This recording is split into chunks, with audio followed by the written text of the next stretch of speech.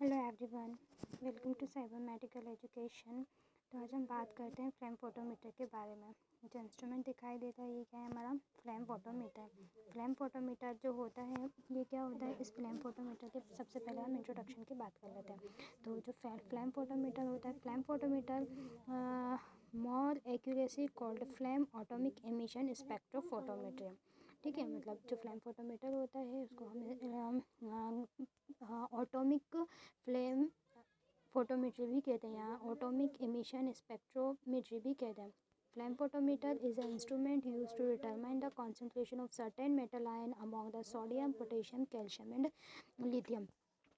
तो जो flame photometer होता है, फ्लेम फोटोमीटर का यूज़ अपन क्यों करते हैं, क्लिनिकल डायग्नोसिस के लिए या मिनरल्स को डिटेक्ट करने के लिए हम फ्लेम फोटोमीटर का यूज़ करते हैं। कौन से मिनरल्स को डिटेक्ट करना है, जैसे कि हमारा सोडियम है, पोटेशियम है, कैल्शियम है, लिथियम है, इन सभी को डिटेक्ट करने के लिए हम फ्लेम फोटोमीटर का यूज़ करते हैं।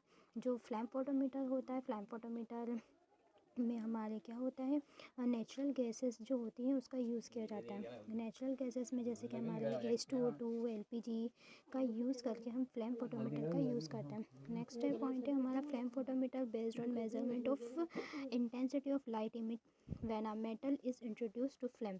तो फ्लेम फोटोमीटर जो इंस्ट्रूमेंट होता है वो मेजरमेंट बेस्ड होता है। इसमें क्या करते हैं हम, हमारे जो मेटल आयन होते हैं उसको इंट्रोड्यूस करने के लिए हम फ्लेम का यूज़ करते हैं। जो फ्लेम फोटोमीटर होता है इसके टू मेन कंपोनेंट होते हैं। Two main component, first component is main unit and second component is pressure unit. तो अब जो फ्लेम फोटोमीटर होता है ये हमारा इंस्ट्रूमेंट, फ्लेम फोटोमीटर के हम डेफिनेशन की बात कर लेते हैं। तो जो फ्लेम फोटोमीटर होता है हमारा, उसका यूज़ मिनरल मेटालिक एलिमेंट्स जो होते हैं, मेटालिक एलिमेंट्स जैसे कि अभी हमने बताया हमारे जो मिनरल्स वगैरह हैं उनको डिटेक्ट करने के लिए। तो जो मेटालिक एलिमेंट्स होते हैं या उनके एटम्स होते हैं को जब सफिशिएंट एनर्जी दी जाती है तो ये जो एनर्जी होती है एक निश्चित वेवलेंथ पर एलिमेंट्स को इमिट करती है। ठीक है, और ये निश्चित जो एनर्जी एलिमेंट को इमिट करती है वो थर्मल क्वांटम नंबर जो होते हैं हमारे उसके ऑर्बिटल पर डिपेंड होती है, जिसमें हम क्या करते हैं, इलेक्ट्रॉन को ऑब्जर्व करने के लिए हम इसका यूज़ करते हैं। जो इलेक्ट्रॉन होते हैं वो हाई एनर्जी की एक्साइटेड जो कंडीशन होती है उस पर अनस्टेबल होते हैं। जब इलेक्ट्रॉन जो होते हैं ना हमारे उसको पार्टिकुलर वेवलेंथ पर अपने प्रीवियस ग्राउंड स्टेज पर आ जाते हैं, प्रोटीन के रूप में एनर्जी प्रोड्यूस होती है। ठीक है, तो फ्लेम फोटोमीटर जो होता है उसमें